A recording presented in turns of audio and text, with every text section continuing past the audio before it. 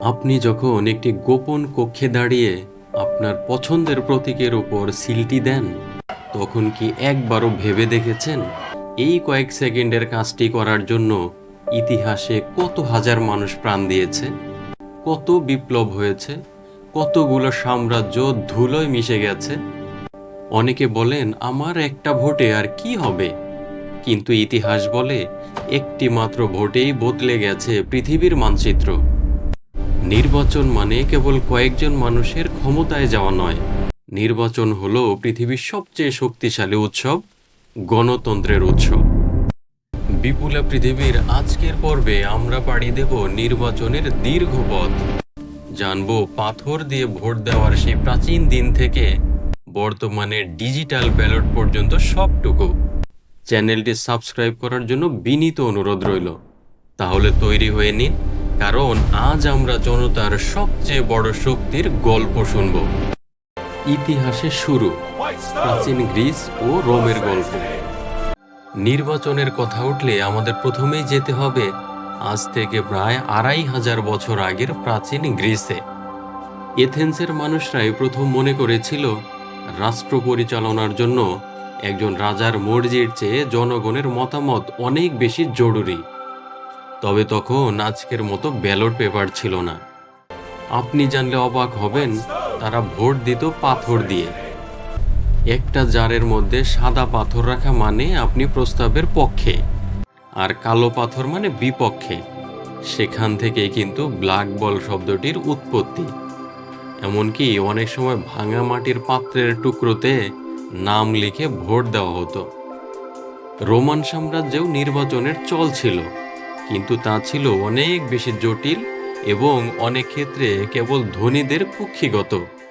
তবে গ্রিস এবং রোমই পৃথিবীকে শিখিয়েছিল শাসন করার অধিকার কেবল জন্মের সূত্রে পাওয়া যায় না, তা অর্জন করতে হয় জনগণের সম্মতিতে। মধ্যযুগ ও অন্ধকার সময়, যখন ভোট থেমে গিয়েছিল। প্রাচীন সভ্যতার পতনের পর পৃথিবী যেন এক দীর্ঘ ঘুমে তলিয়ে গেল। রাজতন্ত্র আর স্বৈরাচার গ্রাস করল সব। হাজার বছর ধরে মানুষ কেবল রাজার আদেশ পালন করেছে, প্রশ্ন করার সাহস পায়নি। কিন্তু মানুষের ভেতরে স্বাধীনতার আকাঙ্ক্ষা তো চিরস্থায়ী। 1215 সালে ইংল্যান্ডে যখন ম্যাগনা কার্টা সই হলো, তখন থেকেই আধুনিক সংসদীয় ব্যবস্থার বীজ বপন করা হয়েছিল। এরপর 1700 এবং 1800 শতাব্দীতে শিল্প বিপ্লব আর ফরাসি বিপ্লব পুরো পৃথিবীর চিন্তাধারা বদলে দিল। মানুষ স্লোগান তুলল, প্রতিনিধিত্ব নেই তো করও নেই, মানে নো ট্যাক্সেশন উইদাউট রিপ্রেজেন্টেশন। নারীর ভোটাধিকার একটি দীর্ঘ লড়াই। আমরা আজ খুব সহজেই ভোট কেন্দ্রে চলে যাই, কিন্তু আপনি কি জানেন মাত্র 100 বছর আগেও পৃথিবীর অধিকাংশ দেশে নারীদের ভোট দেওয়ার অধিকার ছিল না। নিউজিল্যান্ড প্রথম দেশ হিসেবে 1893 সালে নারীদের ভোটাধিকার দেয়, কিন্তু আমেরিকা বা ব্রিটেনের মতো উন্নত দেশগুলোতেও নারীদের দীর্ঘ সংগ্রাম করতে হয়েছে। এমিলিন পাংহাস্টের মতো নেত্রীরা জেলে গেছেন, অনশন করেছেন, রাজপথে মার খেয়েছেন কেবল একটি ভোটের অধিকার পাওয়ার জন্য। আধুনিক গণতন্ত্রের পূর্ণতা এসেছে তখনই যখন সমাজের অর্ধেক অংশ, অর্থাৎ নারীরা, তাদের মতামত প্রকাশের সুযোগ পেয়েছে। কেন নির্বাচন প্রয়োজন? প্রশ্ন উঠতে পারে, নির্বাচনের পেছনে কেন আমরা এত সময় আর অর্থ ব্যয় করি? উত্তরটা সহজ, জবাবদিহিতা। একটি দেশে যদি নির্বাচন না থাকে, তবে শাসক হয়ে ওঠেন বেপরোয়া। নির্বাচন হলো এমন একটি মেকানিজম যেখানে একজন সাধারণ মানুষও দেশের সর্বোচ্চ ক্ষমতাধর ব্যক্তিকে চ্যালেঞ্জ করতে পারেন। নির্বাচনের মাধ্যমে ক্ষমতার শান্তিপূর্ণ হস্তান্তর ঘটে। ইতিহাস সাক্ষী, যেখানে স্বচ্ছ নির্বাচন নেই, সেখানেই শুরু হয়েছে গৃহযুদ্ধ আর ধ্বংস। নির্বাচন কেবল একজন নেতা নির্বাচন করে না, এটি জনগণের পুঞ্জীভূত ক্ষোভ আর আশার প্রতিফলন ঘটায়। এটি হলো একটি জাতির রিভলভার, যেখানে ব্যালট হলো গুলি। আব্রাহাম লিঙ্কন বলেছিলেন, ব্যালট বুলেটের চেয়েও শক্তিশালী। বাংলাদেশের নির্বাচন সংগ্রামের মহাকাব্য। এবার আসা যাক আমাদের প্রাণের দেশ বাংলাদেশের গল্পে। আমাদের স্বাধীনতার মূল স্তম্ভ কিন্তু ছিল একটি নির্বাচন। 1970 সালের 7ই ডিসেম্বর পাকিস্তান রাষ্ট্র কাঠামোর অধীনে সেই নির্বাচনে বাংলার মানুষ প্রমাণ করেছিল তারা কি চায়।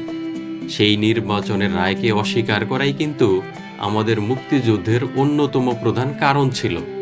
অর্থাৎ আমাদের বাংলাদেশের জন্মই হয়েছে একটি নির্বাচনের ম্যান্ডেট থেকে। স্বাধীনতার পর 1973 সালে প্রথম সাধারণ নির্বাচন অনুষ্ঠিত হয়।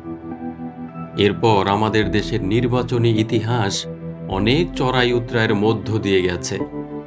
তত্ত্বাবধায়ক সরকারের দাবি, রাজপথের আন্দোলন, ইভিএম বনাম ব্যালট বিতর্ক, সবকিছুই বাংলাদেশের মানুষের কাছে নির্বাচনকে এক আবেগের বিষয়ে পরিণত করেছে। বাংলাদেশের মানুষ ভোট দিতে ভালোবাসে। তারা চায় তাদের পছন্দের মানুষটিই যেন দেশ পরিচালনা করে। আধুনিক নির্বাচনের চ্যালেঞ্জ, ভুয়া খবর ও প্রযুক্তি। 21 শতকে এসে নির্বাচনের চেহারা বদলে গেছে। এখন কেবল প্রচারণায় ভোট পাওয়া যায় না, সোশ্যাল মিডিয়ায় শুরু হয় বিশাল তথ্যযুদ্ধ বা ইনফরমেশন ওয়ার। ক্যামব্রিজ অ্যানালিটিকার মতো ঘটনার কথা আমরা জানি, যেখানে ডেটা ব্যবহার করে মানুষের মনস্তত্ত্ব নিয়ন্ত্রণ করার চেষ্টা করা হয়েছে। ভুয়া খবর বা ফেক নিউজ আজ নির্বাচনের সবচেয়ে বড় শত্রু। এছাড়া ইভিএম, ইলেকট্রনিক ভোটিং মেশিন নিয়ে প্রযুক্তিগত স্বচ্ছতার প্রশ্ন পৃথিবীর অনেক দেশে উঠেছে। তবে প্রযুক্তি যেমন চ্যালেঞ্জ দিচ্ছে, তেমনি ভোটার নিবন্ধন সহজ করা এবং দ্রুত ফলাফল দেওয়ার ক্ষেত্রে এটি একটি বড় আশীর্বাদও বটে। একটি ভোটের শক্তি, ইতিহাস কি বলে? অনেকে ভাবেন আমার এক ভোটে কি বদলাবে। তবে শুনুন কিছু ইতিহাস। 1875 সালে ফ্রান্সের রাজতন্ত্র ফিরে আসবে নাকি প্রজাতন্ত্র থাকবে তা নির্ধারিত হয়েছিল মাত্র এক ভোটের ব্যবধানে।